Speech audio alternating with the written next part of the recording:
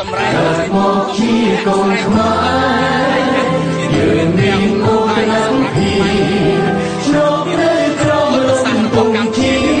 កូនជាខ្មែរដ៏អរយស្នាមញញឹមរយចិនភក្តីប្រាំចិនជាផ្នែគឺខ្មែរយើងជាខ្មែរតែគូជាកូនខ្មែរលោកចង់ណាស់អត់មានការប្រកាន់ទេជ្រងនៅក្រោមលំកំជាតែក្នុងវិញជាខ្លួនស្រែកគ្នាលោក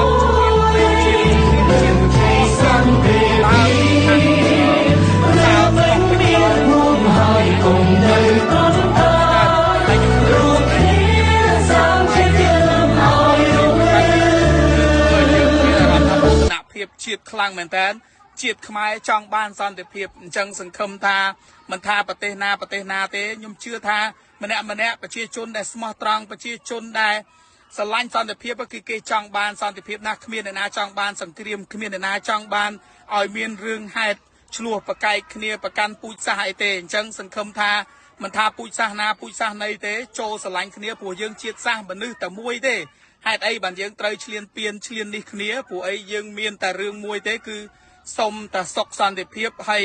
ទង់ជាតិខ្មែរនេះលើកឡើងគឺចង់បញ្ជាក់ថាខ្មែរត្រូវការសន្តិភាពហើយគាំទ្រដល់រាល់ការសម្រេចចិត្តរបស់រាជរដ្ឋាភិបាលក៏ដូចជាគាំទ្រលើកទឹកចិត្តទៅដល់បងកងទ័ពជួរមុខទាំងអស់ដើម្បីឲ្យគាត់មានកម្លាំងចិត្តនៅក្នុងការពារមរណភាពទឹកដីនេះហើយការហែដង្ហមគ្រប់ទាំងអស់ខ្ញុំឃើញថារូបភាពគឺយុវវ័យយុវជនយុវតីគឺច្រើនមែនតើសតតែក្មេងៗគឺគាត់ស្រឡាញ់ចេញពីបេះដូងស្រឡាញ់ចេញពីចិត្តគឺចង់បង្ហាញទៅពិភពលោកថាខ្មែរយើងគឺចង់បានតែសន្តិភាពទេអញ្ចឹងហើយទុកការងារឲ្យតុលាការអន្តរជាតិ ICJ គឺគាត់ជាអ្នកដោះស្រាយអង្គការនៅខាងឡាអេនៅអីហ្នឹងគឺតួនាទីរបស់ពួកគាត់អញ្ចឹងសង្ឃឹមថាភាគីម្ខាងទៀតគាត់យល់ស្របរកវិធីសាស្ត្រសន្តិភាពទាំងអស់គ្នាព្រោះសិតតែប្រជាជាតិតែមួយទេនេះមកអស់ហើយនិយាយពីថាអូយនេះហើយជាការបង្ហាញទឹកចិត្តគឺគ្មានការញុះញង់ឲ្យមានការរើសអើងឬក៏រូបភាពនៅក្នុងការបង្ហាញសាច់ដុំឬក៏បង្ហាញថាអូយើងនឹងវាខ្លាំងចេះយើងនឹងវាខ្លាំងចោះគម្រាមទៅខាងណាខាងណីអីទេនេះគឺជាការដង្ហែបង្ហាញពីទឹកចិត្តស្រឡាញ់ចង់បានសន្តិភាពតែប៉ុណ្្នឹងឯងអញ្ចឹងសង្ឃឹមថាពុកម៉ែបងប្អូនទាំងអស់គ្នានៅក្នុងកម្ពុជារបស់យើងគឺមិនមានការបង្កហេតុរូបភាពណាមួយដែលបង្ហាញថាយើងជាមនុស្សដែលជាប្រជាជនដែលមិនស្រឡាញ់សន្តិភាពទេណាគឺយើងស្រឡាញ់ទាំងអស់គ្នាអញ្ចឹងគឺយើងមិនមានប្រើរូបភាពក្នុងន័យហិង្សាបាតកម្មនេះបាតកម្មនោះអីទេ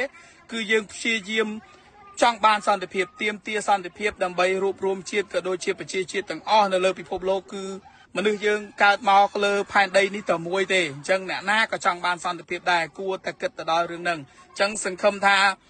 រកដំណោះស្រាយកដាលមួយដើម្បីឲ្យប្រទេសរបស់យើងទទួលបានសន្តិភាពប្រទេសរបស់គេក៏ទទួលបានសន្តិភាពប្រទេសណាក៏ដោយលើពិភពលោកចង់បានសន្តិភាពទាំងអស់គ្នាខ្ញុំជឿថាប្រជាជាតិដែលស្មោះត្រង់ប្រជាជាតិដែលល្អប្រជាជនដែលល្អគឺគាត់ចង់បានសន្តិភាពណាស់អរគុណច្រើននេះជាវីដេអូដ៏ល្អជម្រាបលាពុកម៉ែបងប្អូនបាយបាយ